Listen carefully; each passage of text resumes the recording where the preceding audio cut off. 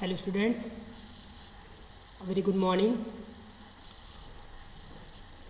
जैसा कि हम लोगों ने लास्ट लेक्चर में कवर किया था, हमने टरबाइन कवर कर लिया, हमने बॉयलर कवर कर लिया। आज का जो हमारा टॉपिक है that is the power plant. तो आज हम लोग पावर प्लांट स्टार्ट करेंगे और इसी के साथ ये सेगमेंट आपका ख़त्म हो जाएगा। सेगमेंट कहूँ या मैं कहूँ आपका ये यूनिट ख़त्म हो जाएगी। ओके, तो पावर प्लांट आपको पता है, जैसे कि मैंने बताया है, क्लास में भी डिस्कस किया इसके बारे में कि पावर प्लांट क्या होता है। एक ऐसा प्लेस जहाँ पे हम लोग क्या करते हैं, इलेक्ट्रिसिटी आपका जनरेट करते हैं। दैट मीन्स जनरली क्या होता है, इंडस्ट्री में आप देख पा रहे होंगे यहाँ पे power plant is an industrial facility that generates electricity from primary energy. Primary energy that means किसके बारे में बात कर रहा है, जो प्राइमरी रिसोर्सेज हैं उनकी हेल्प से। That means different types of available energy से हम लोग इलेक्ट्रिकल एनर्जी में कैसे कन्वर्ट करते हैं। ठीक है, उसके लिए पर्टिकुलर जो हम लोग साइट आपका चूज़ करते हैं या जो भी आपका रिसोर्सेज का यूज़ करते हैं वो आपका दैट मीन्स पावर प्लांट के अंतर्गत आता है। ओके, जनरली मैं कहूँ या most power plants use one or more generators that convert mechanical energy into electrical energy in order to supply power to the electrical grid for societies electrical needs. मतलब कि society की जो आपका electrical needs हैं, that means जिसको आपका हम लोग को जो इलेक्ट्रिकल एनर्जी की ज़रूरत पड़ती है, पावर की ज़रूरत पड़ती है, वो जनरली होता क्या होता है कि जनरेटर के थ्रू जनरेटर क्या करता है, इलेक्ट्रिसिटी जनरेट करता है। ठीक है, जनरेटर कैसे जनरेट करता है, जब आपका वहाँ क्या करते हैं, टरबाइन की ब्लेड को आपका रोटेट कराते हैं। ठीक है, with the help of different types of energy. मैं कहूँ आपका स्टीम एनर्जी का कहीं पे हम यूज़ कर रहे हैं, कहीं पे हम लोग हाइड्रो एनर्जी यूज़ कर रहे हैं, कहीं पे टाइडल एनर्जी यूज़ कर रहे हैं, कहीं पे सोलर एनर्जी यूज़ कर रहे हैं। तो डिफरेंट टाइप्स ऑफ जो एनर्जी है आपका, ठीक है ना, उससे किस तरह से हम लोग इलेक्ट्रिकल आपका एनर्जी जनरेट करते हैं वो यहाँ पे बताया जाता है। ओके, तो फर्स्ट ऑफ ऑल आपका जो मेन टॉपिक है आपका that means power plant and the classification. Okay, तो पावर प्लांट आपको क्लियर हो गया होगा कि क्या होता है। तो हम लोग क्लासिफिकेशन में आते हैं। ओके, क्लासिफिकेशन में आपका सबसे पहले हम लोग बात करेंगे, बेसिकली यदि मैं क्लासीफाई करूँ इसको, तो मेनली आपका फर्स्ट ऑफ ऑल जो आता है यहाँ पे हाइड्रो इलेक्ट्रिक पावर प्लांट है। उसके बाद आता है आपका thermal power plant. Thermal power plant आपको कई टाइप्स के हैं, जैसे कि सबसे पहले थर्मल पावर प्लांट पे जो काउंट होता है that is steam power plant. Okay, सबसे पहले जो आता है क्या, that is the steam power plant. और स्टीम पावर प्लांट के बाद आपका आता है यहाँ पे न्यूक्लियर पावर प्लांट हो गया, गैस टरबाइन पावर प्लांट है, डीजल पावर प्लांट है। तो ये सारे के सारे थर्मल पावर प्लांट ही है। उसके बाद है आपका मतलब कि अल्टरनेटिव सोर्स ऑफ एनर्जी से कई सारे आपका पावर प्लांट यहाँ पे जनरेट किए गए हैं, जैसे कि आपका टाइडल पावर प्लांट है, आपका विंड पावर प्लांट है।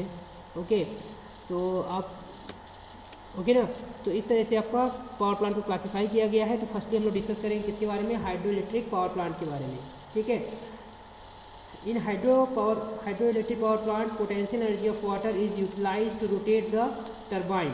सबसे पहले जो मेन टारगेट रहता है कि किसी तरह आपका टरबाइन को रोटेट कराने, टरबाइन की ब्लेड को आपको रोटेट कराना है। तो इसमें क्या करते हैं कि जो हाइड्रो एनर्जी होती है, यानी कि ऑब्वियस सी बात है क्या है, HEPP है, हाइड्रो इलेक्ट्रिक पावर प्लांट है। तो हाइड्रो इलेक्ट्रिक पावर प्लांट में क्या होगा, सबसे पहले क्या होता है, हमें नीड होती है आपका रिसोर्सेज की, यानी कि मैं कहूँ जिसे हम लोग बोलते हैं रिजर्वायर, जहाँ पे आपका वाटर आपका सफिशिएंट मात्रा में अवेलेबल होना चाहिए। ठीक है, तो वहाँ से क्या करते हैं, वाटर को आपको कलेक्ट करके पर्टिकुलर डैम में हम लोग उसको कलेक्ट करते हैं वाटर को। फिर उसकी जो पोटेंशियल एनर्जी है, दैट मीन्स इसका जो सेटअप होता है, इसका जो साइट हम लोग चूज़ करते हैं, कहीं ऊपर आपका यहाँ पे हम लोग डैम की पोजीशन रखते हैं। ठीक है, और नीचे हम लोग टरबाइन का सेटअप करते हैं। तो जब हाई हेड से आपका वाटर आपका टरबाइन की ब्लेड पे स्ट्राइक करता है with the help of pen stock, that means जो ट्रांसमिशन लाइन हम लोग इसमें यूज़ करते हैं वो आपका ट्रांसमिशन पाइप होता है, जिसे टेक्निकल भाषा में हम लोग क्या बोलते हैं, पेन स्टॉक बोलते हैं। ठीक है, वहाँ से आपका वाटर को ले जाते हैं और टरबाइन की ब्लेड पे आपका स्ट्राइक कराते हैं। तो जब टरबाइन की ब्लेड आपका पे वाटर आपका स्ट्राइक करता है विद मैक्सिमम प्रेशर, तो वहाँ की जो प्रेशर एनर्जी है आपका वो काइनेटिक एनर्जी में चेंज होती है और सडनली आपको वहाँ पे ब्लेड्स पे इसका प्रेशर ड्रॉप होता है। ठीक है, ये आपने पहले ही आपका जो आपने टरबाइन कवर की है, तो इसका फंक्शन आपको पता है टरबाइन का कि क्या होता है। ठीक है, तो इस तरह से आपका टरबाइन की ब्लेड आपको रोटेट करती है, उसके साथ ही टरबाइन की ब्लेड से कनेक्ट रहता है उसका रोटर या मैं रनर कहूँ। ठीक है, रनर आपका शाफ्ट से कनेक्ट रहता है with the help of bearing. Okay, तो जब टरबाइन का शाफ्ट आपका रोटेट करता है तो टरबाइन के शाफ्ट से हम लोग क्या कनेक्ट करते हैं, जनरेटर या अल्टरनेटर का शाफ्ट आपका वहाँ पे कपल्ड रहता है with the help of coupling. तो जब आपका टरबाइन का शाफ्ट रोटेट करेगा तो जनरेटर का शाफ्ट भी रोटेट करता है। ओके, चलो आप यहाँ पे देखें, when water strikes on the turbine blades through the an appreciable height then blades rotate and generator attached with turbine runs to produce electricity, और इस तरह से आपका इलेक्ट्रिसिटी आपका जनरेटर की हेल्प से यहाँ पे प्रोड्यूस की जाती है। ओके, अब ये चीज़ तो आपको पता है कि वाटर जो आपका यहाँ पे मेन सोर्स है, water is naturally available in renewable energy source and can be stored in large amount by making dam, मतलब डैम बना करके हम क्या करें, आपका वाटर को ईजिली आपका स्टोर कर सकते हैं। ठीक है, और यदि बात करूँ कि जो आपका इंडिया में आपको जो first hydro electric power plant आपका स्टार्ट किया गया था, दैट इज़ कब हुआ था, 1897 में हुआ था, कहाँ पे, दार्जिलिंग में। ठीक है, बट इसकी जो कैपेसिटी थी आपकी वो बहुत कम थी। ठीक है, इसकी कैपेसिटी बहुत कम थी। तो बाद में आपका शिवा समुद्रम प्रोजेक्ट आया 1902 में, जो कि आपका मैसूर में है।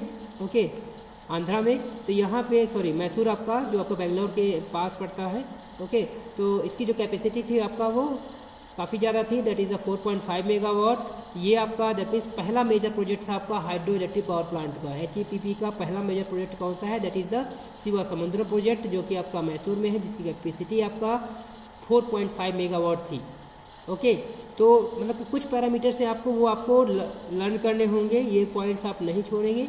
ओके, आगे देखें आप, यदि मैं आपका आफ्टर इंडिपेंडेंस की बात करूँ, यानी कि 1947 की बात करूँ, तो उसके बाद लगातार बहुत सारी इसमें आप मतलब कि कई सारे प्रोजेक्ट्स आए, जिसके थ्रू आपका मतलब कि HEPP के हाइड्रो इलेक्ट्रिक पावर प्लांट कई सारे यहाँ पे बने, जिनमें से आपका जैसे भाखड़ा नंगल प्रोजेक्ट है, आपका रिहन हीराकुंड प्रोजेक्ट है, रिहन प्रोजेक्ट है, और सबसे उसके बाद जो बहुत ही ये आपका सुना होगा आपने, दामोदर वैली कॉर्पोरेशन जो है आपका, ये सारे के सारे आपका क्या है, HEPP हैं, जो कि सक्सेसफुली आज भी रन कर रहे हैं। ठीक है, और यदि मैं बात करूं आपका कि वर्ल्ड में, कि पूरे संसार में जो आपका हाइड्रो इलेक्ट्रिक पावर प्लांट के थ्रू जो आपका पावर जनरेट की जा रही है, वो अप्रॉक्स आपका 20 से 22% है। ठीक है, दैट मीन्स आप देखें यहाँ पे about 20% of world power need is fulfilled by hydro electric power plant. कहने का मतलब है कि आपका वर्ल्ड में जो भी आपका इलेक्ट्रिसिटी यूज़ की जा रही है, या इसकी जो आपका जो पावर है आपका, इसको पूरी की जा रही है, इसकी नीड को जो पूरी कर रहे हैं, उसमें से जो 20% इलेक्ट्रिसिटी है, 20% जो पावर है, वो किसके थ्रू जनरेट हो रही है, HEPP के थ्रू जनरेट की जा रही है। ओके, आगे चलते हैं। आगे हम लोग डिस्कस करेंगे इसके एडवांटेजेस और डिसएडवांटेज के बारे में। ओके, तो फर्स्ट ऑफ ऑल एडवांटेज के बारे में बात करेंगे हम लोग। तो आप देख पा रहे हैं water is available in abundant, प्रचुर मात्रा में आपका अवेलेबल है। ओके, और किसी भी टाइप ऑफ फ्यूल रिक्वायरमेंट नहीं होती है इसमें, जैसे कि अदर पावर प्लांट में होती है, जैसे डीजल पावर प्लांट है, गैस पावर प्लांट है, या मैं कहूँ आपका जनरली थर्मल पावर प्लांट है, तो उसमें आपका अलग से फ्यूल की रिक्वायरमेंट होती है। तो ये इसका एक बहुत बड़ा एडवांटेज है। इसमें क्या होता है, रनिंग कॉस्ट क्या होती है आपका, बहुत ही कम रहती है। तो ऑब्वियस सी बात है, यहाँ पे स्पेसिफाई कर दिया है रनिंग कॉस्ट को लेकर के, तो रनिंग कॉस्ट को स्पेसिफाई कर रहा है, इसका मतलब ये है कि कहीं ना कहीं आपका जो इसका सेटअप कॉस्ट होगा वो आपकी ज़्यादा होगी, इनिशियल कॉस्ट काफ़ी ज़्यादा होगी, तो वो इसका ड्रॉबैक होगा। आगे हम देखेंगे इसके डिसएडवांटेज में डेफिनेटली वो पॉइंट आपका मेंशन किया गया होगा, तो इसको आप हाईलाइट कर लें कि running cost of HEPP is very low. Okay, next देखिए, it does not produce any harmful gas. Obvious सी बात है, किसी भी टाइप का कोई फ्यूल हम लोग यूज़ नहीं कर रहे हैं। ठीक है, कोई कंबस्शन नहीं हो रहा है, तो जो इन्वायरमेंट को किसी भी टाइप से कोई नुकसान नहीं है। ठीक है, तो कोई हार्मफुल गैसेज आपको यहाँ पे एग्जॉस्ट नहीं हो रही हैं। Okay, so there is no need of disposal of burn gases and ash. ठीक है, दैट मीन्स किसी भी प्रकार का कोई बर्न गैसेज आपको हम लोग डिस्पोज नहीं कर रहे हैं, तो इस तरह से इन्वायरमेंट को भी हम लोग अफेक्ट नहीं कर रहे हैं। ओके, नेक्स्ट देखिए, आपका hydraulic turbine can be started and stop very shortly. बहुत ही कम टाइम पीरियड लेती है आपका हाइड्रो टरबाइन को स्टार्ट करने में और इसको रोकने के लिए, तो ये भी एक इसका एक मेजर एडवांटेज है। सिंपल एंड इकोनॉमिक ऑपरेशन होता है, बहुत ही सिंपल कंस्ट्रक्शन होता है। ओके, और सस्ता पड़ता है इसके चलते। ठीक है, नेक्स्ट वन देखिए, hydraulic turbine can be started and stop very shortly. बहुत ही आपका ये पॉइंट आपका 2 बार आ गया, सॉरी। ठीक है ना, तो इस तरह से आप इसको नेक्स्ट देखिए, इसमें नेक्स्ट पॉइंट है, इसमें आप सिंपल एंड इकोनॉमिक ऑपरेशन हो गया, दिस वन। ओके, नेक्स्ट आपका system reliability is very high then other power plants. ये आपका रिलायबल है, दैट मीन्स आपका जो वैलिडिटी है या जिसकी लाइफ है काफ़ी ज़्यादा है। Modern HEPP has higher operating life around 50 years, और जो मॉडर्न HEPP आए हैं उनकी जो कह सकते हैं कि जो लाइफ है वो लगभग आपको 50 साल होती है, 50 years. For variable range of load HEPP has higher efficiency, that means load के कंपैरिजन में, यानी कि आपका लोड के बिहाफ पे देखा जाए तो जो इसकी एफिशिएंसी है आपका वो काफ़ी ज़्यादा है, ठीक है ना। HEPP also provides auxiliary benefits such as irrigation, flood control, that means आपका ये भी कहीं ना कहीं आपको इसका फ़ायदा मिलता है HEPP के थ्रू। जबकि इसके कुछ बेनिफिट्स हैं कि जैसे आप देख पा रहे हैं जो वाटर का रिसोर्स हम लोग यूज़ करते हैं, तो इसका हमने टरबाइन के ब्लेड को रोटेट करा दिया। उसके बाद जो भी वाटर आपका टरबाइन से बाहर निकलता है, ठीक है, उसको क्या कर सकते हैं हम लोग इरिगेशन के रूप में यूज़ करते हैं, सिंचाई के रूप में आपका यूज़ कर सकते हैं। दूसरा फ्लड कंट्रोल करते हैं। फ्लड कंट्रोल क्यों? ऑब्वियस सी बात है, इसके थ्रू आपका फ्लड भी कंट्रोल कर सकते हैं। आप देखते होंगे जब डैम बनाते हैं वहाँ पे वाटर को स्टोर करते हैं और at the time of need आप वहाँ पे उसको वाटर रिलीज भी कर सकते हैं, ठीक है। तो ये भी एक इसका एडवांटेज है। और एक चीज़ आप यहाँ पे देखिए, कोई भी आपका स्किल्ड लेबर, आपको स्किल्ड वर्कर की आपका रिक्वायरमेंट नहीं होती है, तो ये भी आपको कहीं ना कहीं कॉस्ट को बचाता है। कॉस्ट है आपका इकोनॉमिक पड़ेगा। Requirement of man power is also low, काफ़ी आपका कम मैन पावर की आपका रिक्वायरमेंट होती है इसमें। तो ये इसके एडवांटेजेस थे। यदि मैं डिसएडवांटेज के बारे में बात करूँ तो ये देखिए आपका डिसएडवांटेज यहाँ पे दिए हुए हैं, ठीक है। देखिए यहाँ पे डिसएडवांटेज में क्या आता है,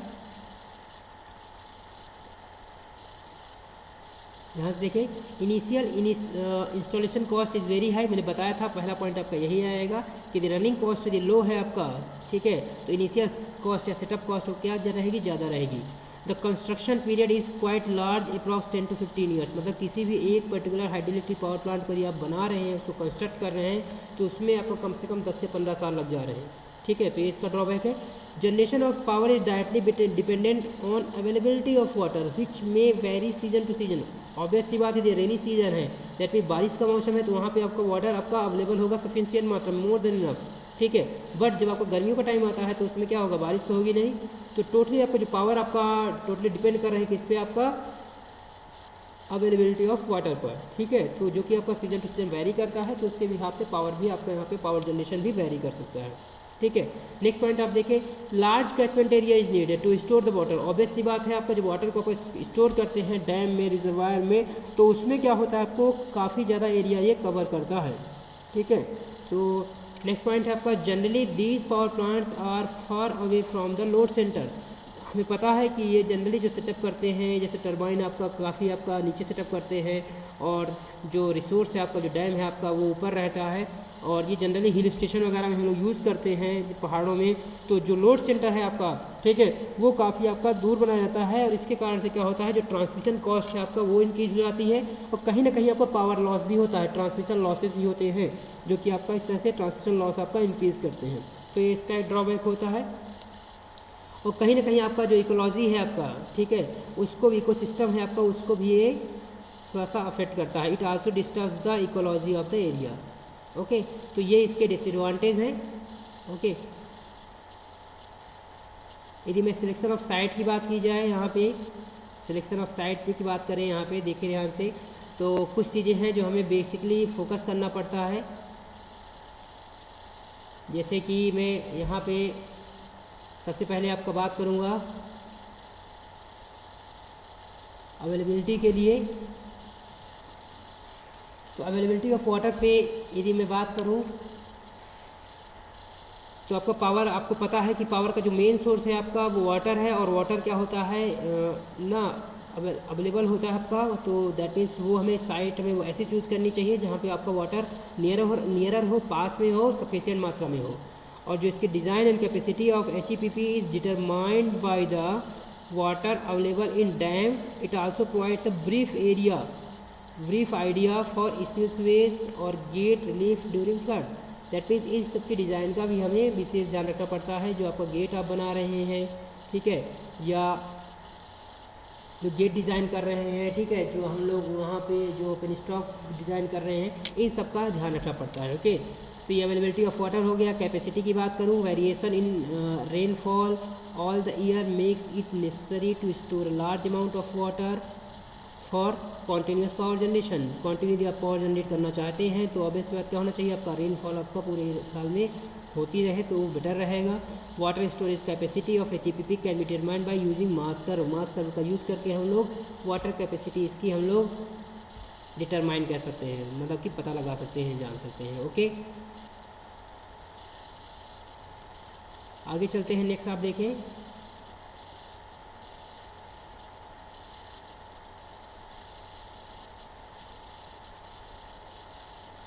नेक्स्ट है आपका वाटर हेड, दैट मीन्स कितनी आपका ऊंचाई पे आपका, कितने ऊंचाई से आपका वाटर आपका यहाँ पे टरबाइन की ब्लेड पे स्ट्राइक कर रहा है। ओके, तो उसके बारे में आप देखें यहाँ पे, large quantity of water with sufficient head is required for generation of desired quantity of wear for a given power output. If available water head increases, then supply of water to the turbine reduces. That means यदि आपको वहाँ पे obvious सी बात है, यदि आपका water head क्या है आपका इंक्रीज़ करते हैं तो सप्लाई क्या होगी आपका, वो वाटर की डिक्रीज़ करेगी। ये तो ऑब्वियस सी बात है, जितना ज़्यादा रास्ता तय करना पड़ेगा तो वाटर क्या होगा, आपको ज़्यादा आपका अमाउंट में चाहिए होगा। ठीक है, तो उसकी सप्लाई कम हो जाएगी, तो आपको टरबाइन को ना, तो इस तरह से कहीं ना कहीं हमें वाटर को आपका हेड को जितना आपका रिक्वायर्ड हो उतना हमें रखना चाहिए। ओके, आगे बात करता हूँ मैं ट्रांसपोर्टेशन फैसिलिटी के बारे में। देखिए यहाँ पे, the site should have well transportation facilities so that men and materials can easily come and go.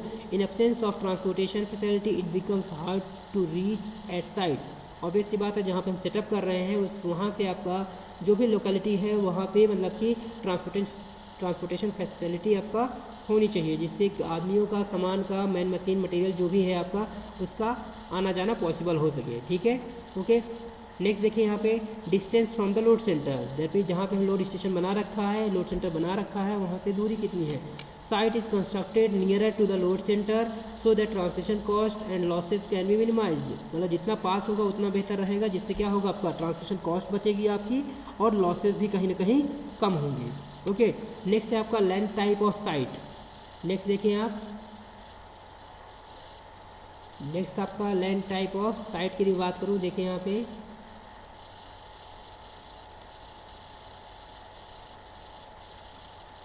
land of site should be cheap and rocky.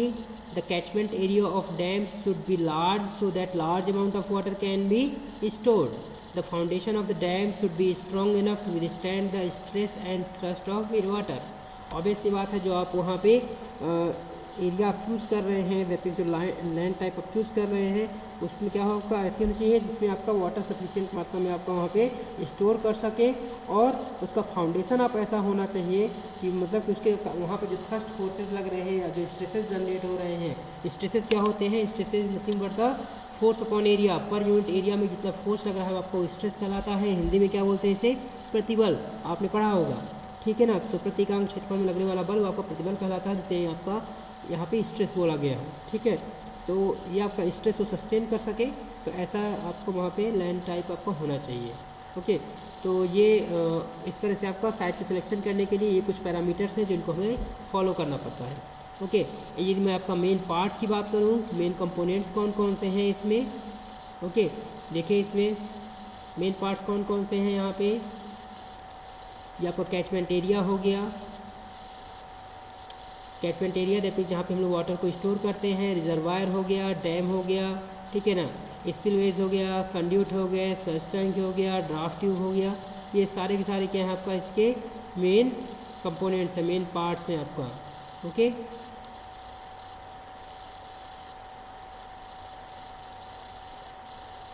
ये देखो यहाँ पे इसका डायग्राम बनाया गया है, ध्यान दे जरा यहाँ पे, ये क्या है आपका, दैट मीन्स ये रिजर्वायर हो गया।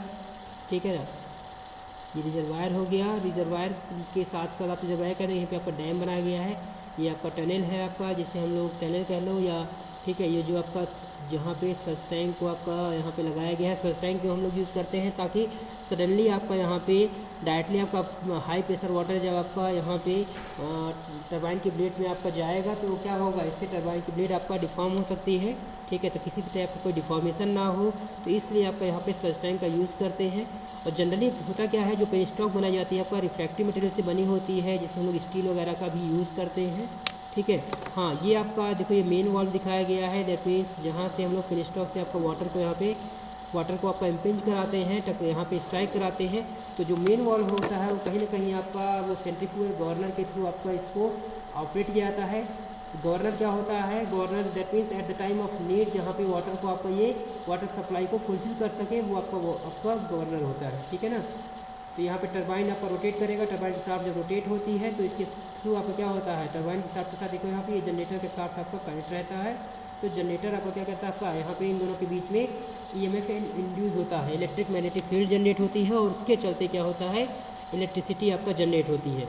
ठीक है, यहाँ से आपका देखो यहाँ पे ये आपका ग्रेजुअली इंक्रीजिंग में आपका यहाँ पे ये जो दिखाया गया है आपका ये that is the draft tube दिखाई गई है, जिसका जो एरिया है इंक्रीजिंग एरिया में देख पा रहे होंगे। ठीक है, जो कि आपका वहाँ से वाटर टू टेल रेस, यहाँ पे क्या है आपका वाटर टू टेल रेस आपका आगे की ओर जाता है। ठीक है, बाद में यही जो वाटर है यहाँ पर हम लोग इरिगेशन वगैरह में हम लोग यूज़ कर सकते हैं, सिंचाई वगैरह के लिए। ठीक है, तो ये आपका हाइड्रो इलेक्ट्रिक पावर प्लांट का सेटअप है। ओके, क्लियर हो रहा है। नेक्स्ट है देखिए यहाँ पे, ये भी यहाँ पे एक सेटअप भी दिखाया गया है। ओके, तो ये यहाँ पे बेसिकली कैचमेंट एरिया वगैरह दिखाया गया है, जो हम लोग आगे नेक्स्ट लेक्चर में कवर करेंगे। आज के लिए इतना ही। Okay, so for today thank you so much.